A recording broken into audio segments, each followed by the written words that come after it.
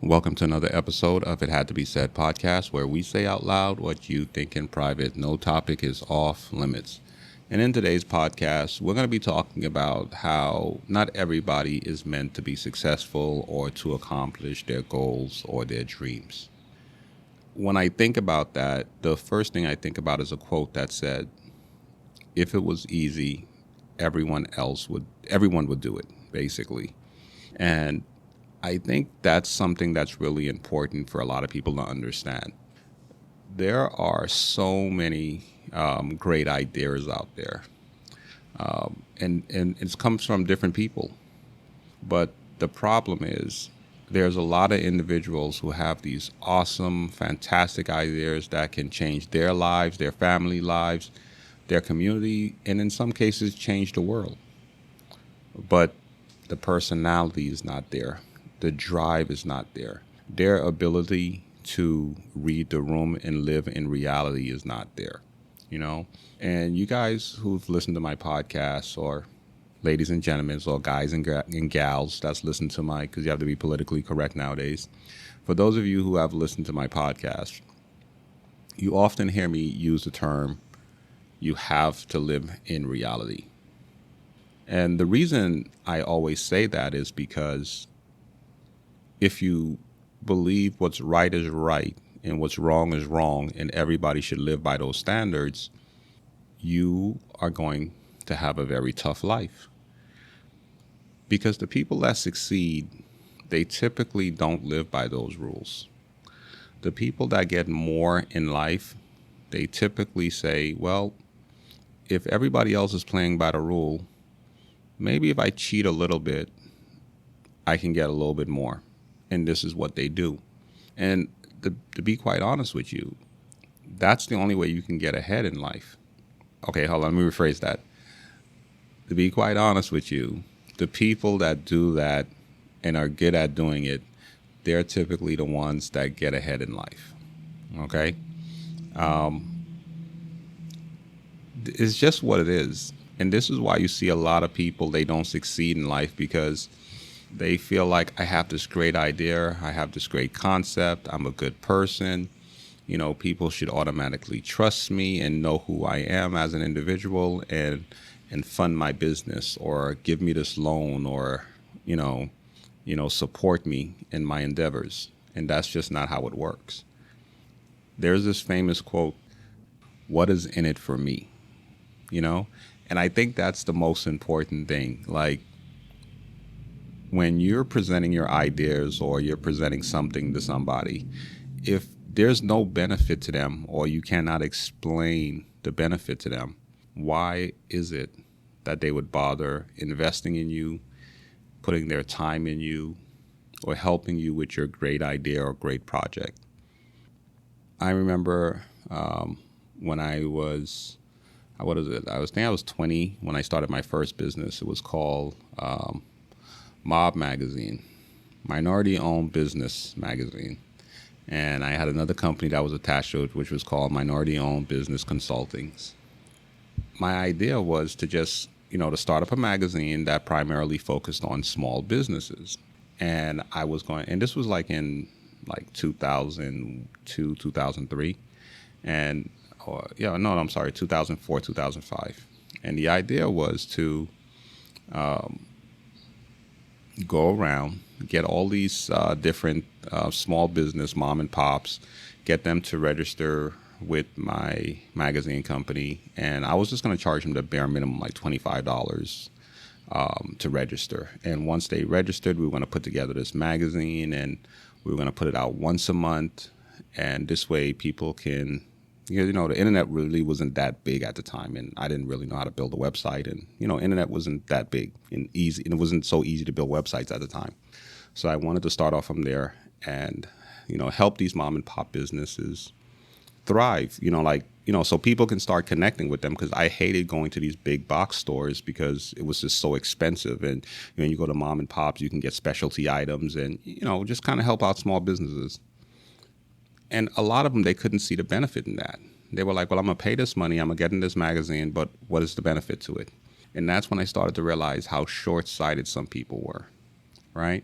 And I started to realize there are some mom and pop businesses that have been around for 10, 15, 20 years and they've never grown.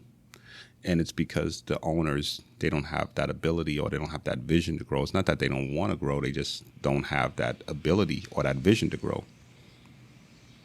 And that's why I say not everybody is meant for greatness. Like me and my colleague, we typically have this discussion about how like 10% of Americans have, more than 90% of the wealth, control 90% of the wealth of this country, right? And then the other 90% of people in America, they're really struggling, in order to get by. And I don't think it's a system that is designed to keep us down. I think it's just simply, people become comfortable. From the beginning of time, if you think about it, we've always clustered into groups. We've always come together into groups, and then not everybody tries to be a leader. We want to elect one person or a group of people to make all the decisions and to take all the responsibility for everything. And we just want to be told what to do. It's been like that since the beginning of time, right? If you go back to the time of the Egyptians, you go back to like different dynasties, like the Ming Dynasty, and like every country around the world, every culture around the world, for some reason, that's how human beings have been designed, right? Because not all of us want to be leaders. Not all of us want to be great.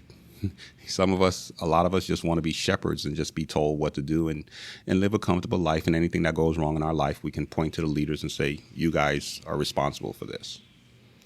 So when I see some people suffering, and I'm not talking about other countries like Africa or other third world countries or anything else like that, I'm talking about here in America.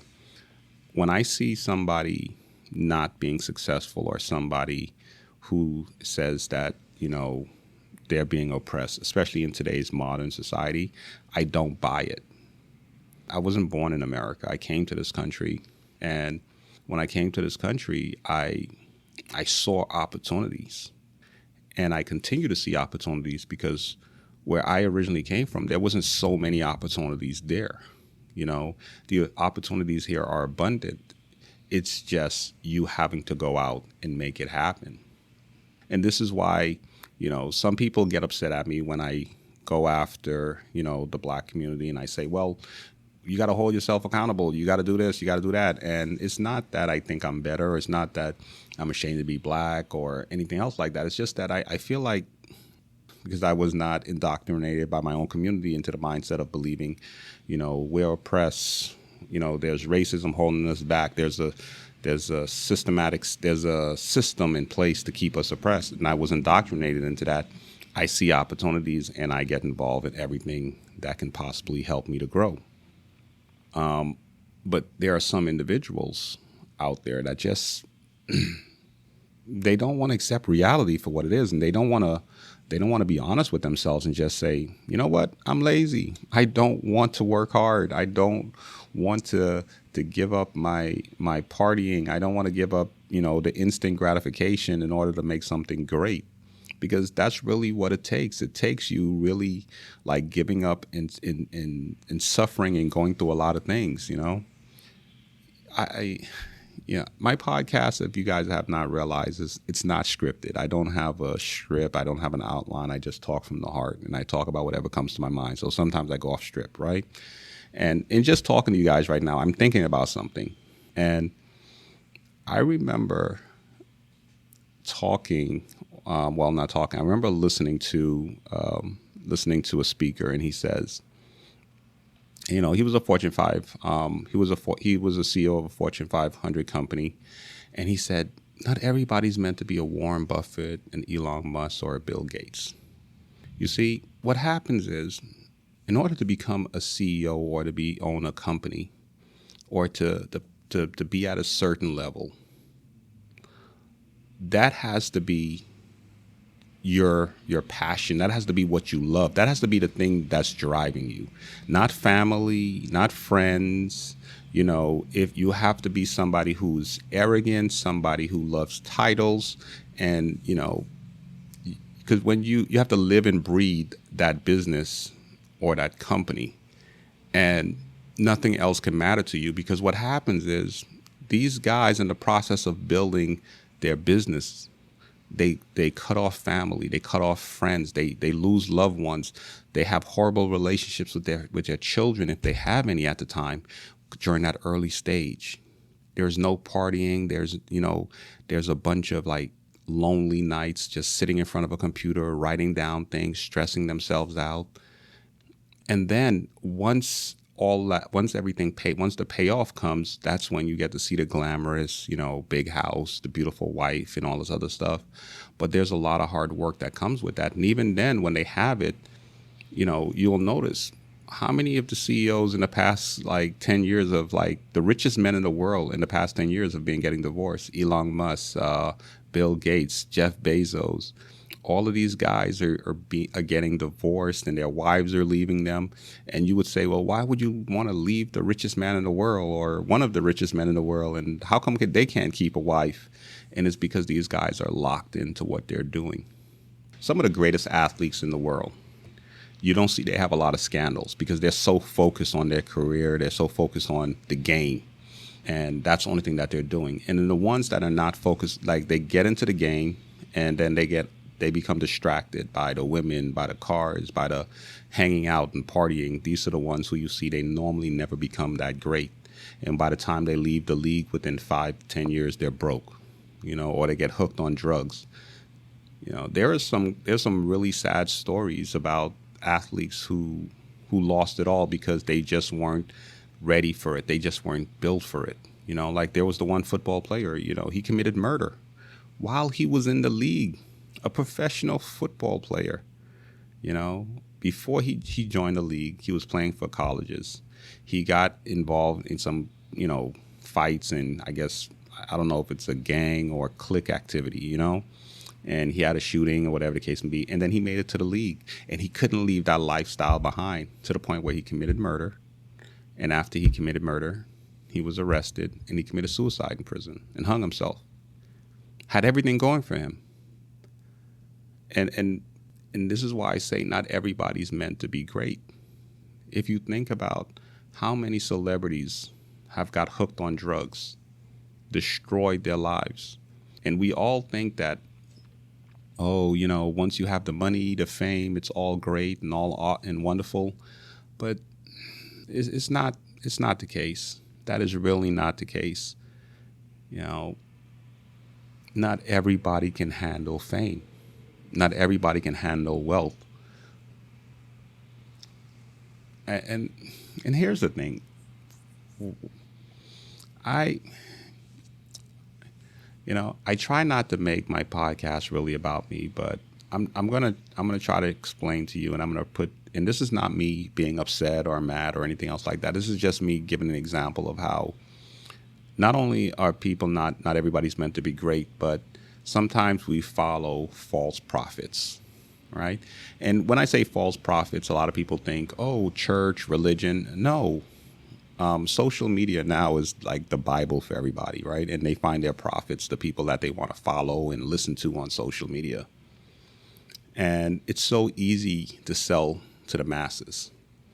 So you have to start thinking, are you a sheep or are you a wolf?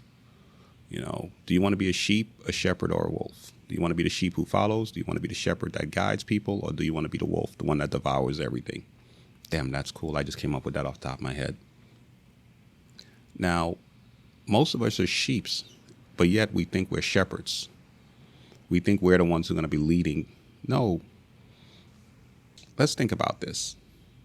A lot of us go on social media. We see these people like talking about, like showing fancy cars and living these glamorous lifestyles and all this other stuff. And they're not showing us what they're doing for work. They're just living these lifestyles. And at the beginning, when social media came out heavily in the early 2000s, everybody was like, oh my God, that is so great. That is so awesome. But now we see where every single one of, not every single one, but a majority of these influencers who are living this lifestyle, we see them getting arrested for fraud. We see that, they're doing illegal things. We see some of them now going into OnlyFans, and the women are selling their bodies. And you sit there and be like, wow, that lot. And then we started to see that a lot of the homes that these people were living in were rented, and they're getting kicked out of these rental homes, or they're filing for foreclosure. Even these like Real Housewives. You see how many of them get arrested. So you think by now a lot of us would have learned not to follow these individuals. Not to think that this is what it is. And then you see all these women, they're following these like what is it? These artists, and they're listening to these songs like "Women" by Cardi B. I don't cook, I don't clean, and like take his money and this and that. And yet she's been married, divorced. Her husband cheated on her. She got with a guy, got pregnant while she was married, and then on top of that,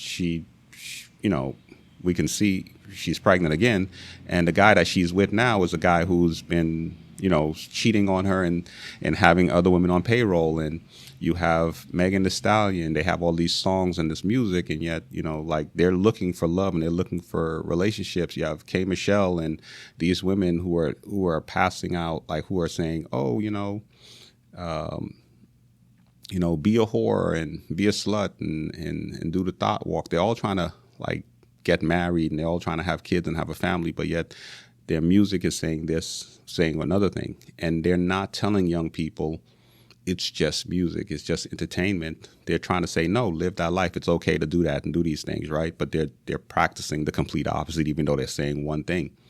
And so you see a lot of things happening on social media. And I'm sorry to seem like I'm just like picking on the women. It's just that like this is just thoughts that can come into my head. Like I said, it's not scripted, right? Because there are men out there that actually promote a lot of that stuff, but because I don't listen to these guys and I don't really know much of them.